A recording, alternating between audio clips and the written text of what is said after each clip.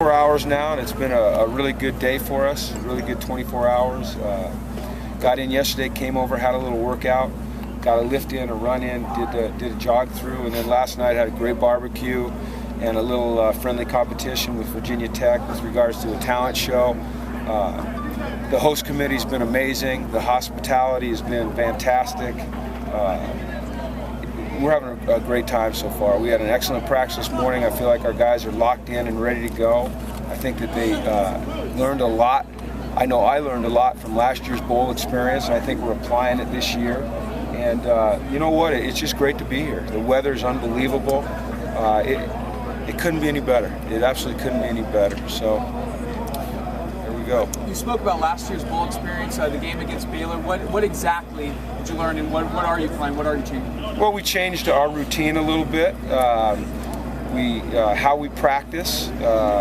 When we practice, we stayed a little bit more true to our routine at home. I think that's helping us. Just the environment here is great, you know, and as they're taking good care of us. They're making sure where we need to be, when we need to be there, on time. There's no distractions. It's just been an excellent setting so far. For those of us who haven't had the pleasure of seeing Anthony Barr game in and game out, can you kind of give a snapshot of what he is as a player, what he brings to your defense? Sure, that's an easy one. He's big, fast, physical, smart. He's an outstanding pass rusher. He's very versatile. You know, he can rush the passer. He can drop in coverage. He can play on the left, play on the right, play behind the ball. He plays with tremendous effort. You know, as I said, he's very smart. He understands what everybody on the field has to do on every play. He has a great understanding of offensive concepts, and he just plays with tremendous passion and energy. And he's fun to watch. And you know, if you watch him in practice, you see that, you know, when one of your very best players is also one of your hardest workers, it's just a great example for everybody else. And that's what he is. He's a great player. Does that history of a running back help him diagnose the plays on the other side of the ball, or? I don't know that. Yeah. You know what? I don't know. I think that Anthony just conceptualizes things very well. You know, I think he can see the big picture. Some guys get real narrow focus on the football field. I think Anthony has the ability to kind of see and absorb everything.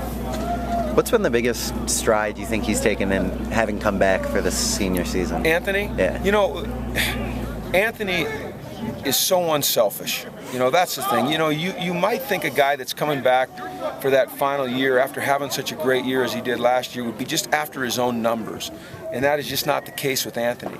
You look back at a few of the games that we've played, and we've played him at a defensive end in what we call a 4-eye, which means he's playing an inside shade of the offensive tackle, not really what you'd call a pass rush position.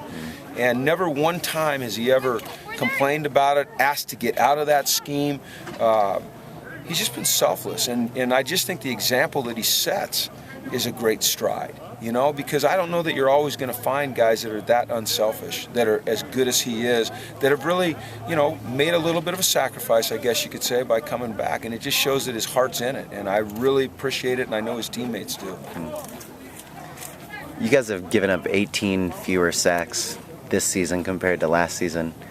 Is that all Brett or all the offensive line, or is it just a good mix of the both improving? I think it's a mix of everything. I think it's we've probably been in less third and long.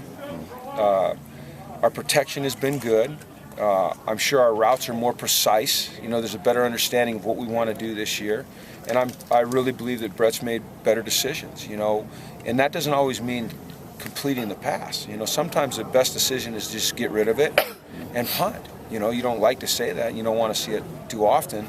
But I think it's a function of all of those things. You know, just having a better feel for what we're trying to get done. I wasn't aware of that number, but I'm glad. I don't keep track of that stuff.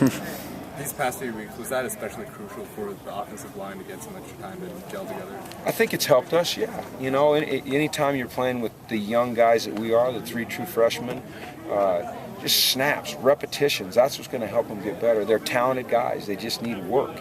And so, you know, being able to come to a bowl and get 15 extra practices and get all those snaps, I mean, it's great for them. I mean, it's so valuable for us. Talk about Miles Jack and the excitement he's kind of brought to this program this season. Well, Miles is a unique player. You know, he's the freshman of the year in the Pac-12 on offense and defense. I think that's unprecedented.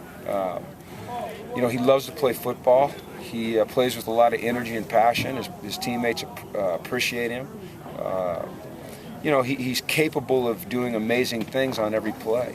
You know, whether it's rushing the passer, dropping into coverage, covering a back, or, you know, when he gets the ball in his hands. So he's certainly a fun guy to have on our football team.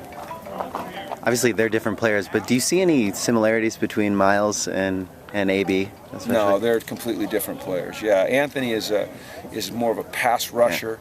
You know, longer, more linear. Miles is more compact, a quicker twitch fiber guy, probably a little bit better behind the ball rather than rushing the passer. So, but he can do both. He can do both. How much of a challenge is it deciding how much to play him on each side of the ball?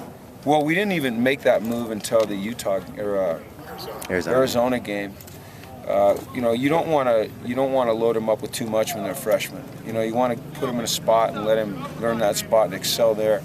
But we put a little package in against Arizona, and it worked pretty well. You know, he ran the ball well. And then the next week, we put him in against, who's that against? I don't remember. And he scored 4 touchdowns, Washington. And then we had a lot of running backs who were out, so we moved him to running back against Arizona State. And he ran for like 78 yards or something like that. But we recruited him to be a linebacker. He is a linebacker. He's an outstanding linebacker. We'll always try to find ways to use any of our players on either side of the ball if they can help us win. But you just got to be careful.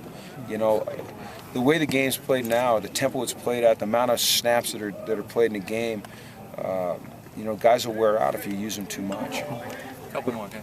With the running backs a lot healthier, is that something you maybe dial him back as a running back? Or? Well, we did that after the Arizona State game. We really dialed him back for that last game. We still have a couple packages where he's in there, and some of our defensive players play offense, but he's not playing normal snaps on offense like he did against Arizona State. Remember, Arizona State, he didn't even play defense. So, but Miles is a linebacker for us, you know, and we've got all of our backs back, and they're healthy, so that's a good thing for us. Are they all 100% in terms of their ankles? They're all good. They all look really, really sharp out here today. You know, and it's really been since probably training camp since we could say that.